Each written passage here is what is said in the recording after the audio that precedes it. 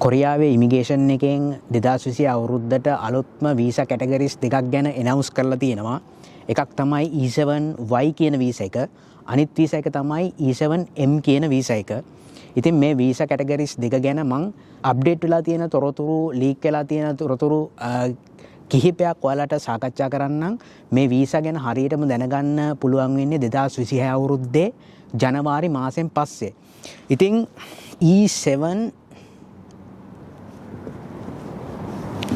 E7Y කියන visa එකයි E7M කියන වීසා එක.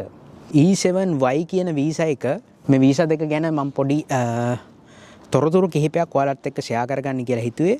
මේක ගැන ලීක් වෙච්ච තොරතුරු කිහිපයක් තියෙනවා. ඒ විස්තර තමයි මේකෙදි සාකච්ඡා කරන්නේ. මේ වගේ නීතිමය තත්ත්වය 2026 අවුරුද්දේ ජනවාරි වලින් පස්සේ තමයි හරියටම මේක ගැන ඉමිග්‍රේෂන් එකෙන් ගැසට් කරන්නේ. දැනට අප්ඩේට් කරලා තියෙනවා, තොරතුරු කිහිපයක් ලීක් වෙලා තියෙනවා. ඒවා ගැන තමයි මම පොඩ්ඩක් සඳහන් කරන්නේ. E7Y කියලා තියෙන වීසා එක ස්ටුඩන්ට් ඇවිල්ලා ඉන්න D2 සහ D4 කියන වීසා කාණ්ඩය යටතේ අයට ඉන්න තමයි ස්ටුඩන්ට් ඇවිල්ලා ඉන්න කට්ටියට තමයි මේ වීසා එක ඇප්ලයි කරන්න තියෙන්නේ. මේකේ වයස් පරතරය විදිහට ටීනේජර්ස්ලා තමයි ගොඩක් ටාගට් කරන්නේ. වයස අවුරුදු 19ත් 34ත් අතර ඉන්න යන්ග්ස්ටර්ස්ලාට. ඒ කියන්නේ යූත් එකේ කට්ටියට තමයි මේ වීසා එක ගොඩක් වැලිඩ් වෙන්නේ. D4 සහ D2 කියන ස්ටුඩන්ට් වීසා වලින් එන කට්ටියට එයාලගේ ග්‍රැජුවේෂන් එකෙන් පස්සේ මේ E7Y කියන වීසා එකට ඇප්ලයි කරන්න පුළුවන්. CNC පැත්තෙන්, ඒ වගේම මැනුෆැක්චරින් පැත්තෙන් ඒවටම වෙන් වෙච්ච ජොබ් කැටගරිස් තියෙනවා. එයාලගේ පයිලට් ප්‍රෝග්‍රෑම් එකක් යටතේ තමයි මේ වීසා කාණ්ඩේ ස්ටුඩන්ට්ලව තෝරගන්නේ. ඉතින් මේක ඇත්තටම ඇප්ලයි කරන්න පුළුවන් 2026 ජනවාරි සිට ජූනි දක්වා කියලා දැනට එනවුස් කරලා තියෙනවා. මේ වගේ නීතිමය තත්ත්වය ගැන හරියටම තොරතුරු 2026 ජනවාරියෙන් පස්සේ දැනගන්න පුළුවන්. ඉතින් මේක ගොඩක් දුරට සෝල් වල ප්‍රාදේශීය මට්ටමේ පවතින ජියොක් වලින් තමයි මේක පටන් ගන්නවා කියලා එනවුස් කරලා තියෙන්නේ. ඒ නිසා මේක සෝල් වල ඉන්න කට්ටියට තමයි මේ වීසා එක ගොඩක් වැලිඩ් වෙන්නේ, සහ ඒ ප්‍රාදේශීය මට්ටමින් දක්ෂතා තියෙන කට්ටියට ස්ටුඩන්ට්ලව තෝරගෙන තමයි මේ පයිලට් ප්‍රෝග්‍රෑම් එක පටන් ගන්නවා කියලා ඉමිග්‍රේෂන් එකෙන් අප්ඩේට් එකක් දීලා තියෙන්නේ. ඉතින් මේක ඇත්තටම ස්ටුඩන්ට්ලට වැදගත් වෙන වීසා එකක්. ඉතින් E7M කියන වීසා එක ගැන මම සඳහන් කරන්න. මේක ඉතින් E7M කියන වීසා එක 2026 ජනවාරි මාසෙන් පටන් අරගෙන 2027 දෙසැම්බර් දක්වා මේ පයිලට් ප්‍රෝග්‍රෑම් එක ක්‍රියාත්මක වෙනවා කියලා තමයි කොරියාවේ ඉමිග්‍රේෂන් එකෙන් එනවුස් කරලා තියෙන්නේ. ඉතින් මේක ඇත්තටම ඇප්ලයි කරන්න පුළුවන් වෙන්නේ E9 ඉන්න කට්ටියට.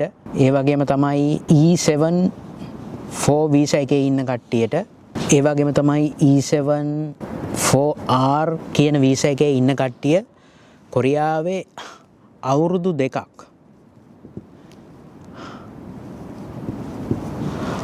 අවුරුදු 4ත් අතර කාලයක් වැඩ කරලා තියෙන්න ඕනේ. එතකොට පුළුවන් මේ E7M කියන වීසා එකට ඇප්ලයි කරන්න. ඉතින් මේකේ ඔයාගේ මේ ඇග්‍රීමන්ට් එක, මේක කොරියාවේ වැඩ කරන කම්පැනිය, දැනට වැඩ කරන කම්පැනියේ මාන් 230ත් 250ත් අතර සැලරි එකක් ඔයාට තියෙන්න ඕනේ. තිබ්බොත් විතරයි මේ සෝදගම් එකත් ඔයාගේ බලලා මේ E7M කියන වීසා එකට ඇප්ලයි කරන්න පුළුවන් වෙන්නේ.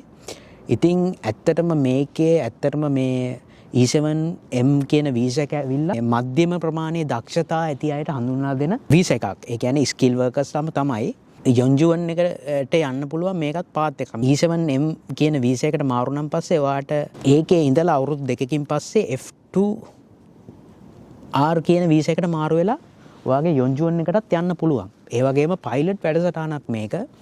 ඉතින් මේක කොයි විදිහට ක්‍රියාත්මක වේද කියලා අපිට බලන්න වෙන්නේ 2026 අවුරුද්දේ ජනවාරි වලින් පස්සේ. ඉතින් මේ E9 ඉන්න කට්ටියට, E7-4 වීසා එකේ ඉන්න කට්ටියට, E7-4R වීසා එකේ ඉන්න කට්ටියට මේක හොඳ වීසා එකක් වෙයි, මේ E7M කියන වීසා එක. ඒ නිසා මේක ගැන හරි තොරතුරු අපිට හරියටම අප්ඩේට් එක දැනගන්න පුළුවන් වෙයි 2026 ජනවාරි වලින් පස්සේ.